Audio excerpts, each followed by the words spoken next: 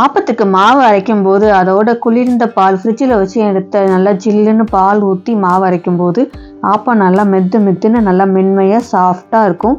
ஆப்பம் நல்லா சூப்பராக இருக்கும். பால் சுட வைக்கும்போது நம்ம தினமுமே பால் சுட வைப்போம். பால் சுட வைக்கும்போது அப்பப்போ பால் பொங்கி வந்து பால் தீஞ்ச வாடை வரும்.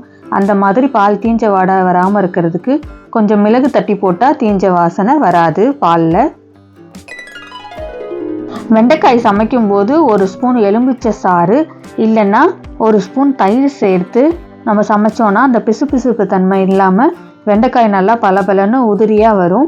உதிரியாக இருந்தால் தான் வெண்டைக்காய் சாப்பிடவும் நல்லாயிருக்கும். இந்த டிப்ஸை ட்ரை பண்ணி பாருங்கள்.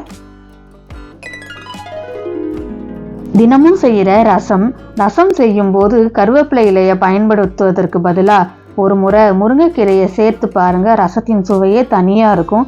முருங்கைக்கீரை கருவேப்பிலைக்கு பதில் முருங்கைக்கீரையை தாளித்து பாருங்கள், சூப்பராக இருக்கும். உளுந்து வடைக்கு மாவு அரைக்கும் போது ஒரு கைப்பிடி கொத்தமல்லி சேர்த்து மாவு ஆட்டினா உளுந்த வடை நல்லா மணமாக இருக்கும். ஒரு தடவை அரைச்சி பாருங்கள். நல்லா அந்த கொத்தமல்லி தலையோட வாசனையோட சூப்பராக மெதுவடை நல்லா ஜம்முன்னு நல்லா வாசனையோட சூப்பராக இருக்கும். ட்ரை பண்ணி பாருங்கள் இந்த டிப்ஸை.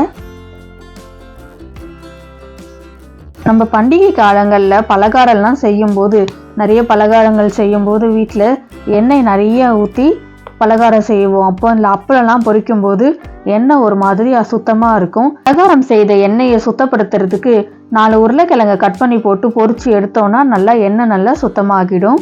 ட்ரை பண்ணி பாருங்கள்.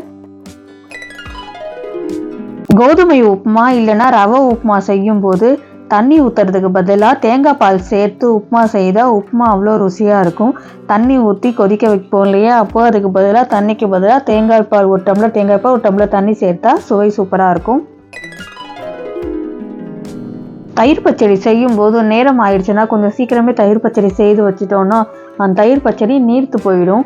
அந்த மாதிரி நீர்த்து போகும்போது சிறிது வேர்க்கடலை வறுத்து பொடியாக்கி கலந்துட்டா தயிர் பச்சடி கெட்டியாவதுடன் சுவையும் நல்லாயிருக்கும். அடைக்கு மாவு அரைக்கும் போது இல்லை வடைக்கு மாவு அரைக்கும் போது தண்ணீர் அதிகமாகிடுச்சுன்னா 2 ஸ்பூன் கார்ன்ஃப்ளவர் மாவை சேர்த்துட்டா உடனே கெட்டியாகிடும். ருசியும் நல்லாயிருக்கும். வடையும் நல்லா மொறுமொறுன்னு நல்லா வந்துடும். அடையும் நல்லாயிருக்கும், வடையும் நல்லாயிருக்கும். ட்ரை பண்ணி பாருங்கள்.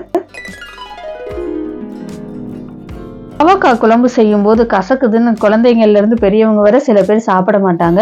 அப்போது ஒரு சின்னதாக ஒரு கேரட்டை நறுக்கி போட்டு குழம்பு வச்சோன்னா பாவக்காய் கூடயே கேரட்டையும் நறுக்கி போட்டு குழம்பு வச்சோன்னா கசப்பு ரொம்ப தெரியாமல் சுவையும் நல்லாயிருக்கும். ட்ரை பண்ணி பாருங்கள்.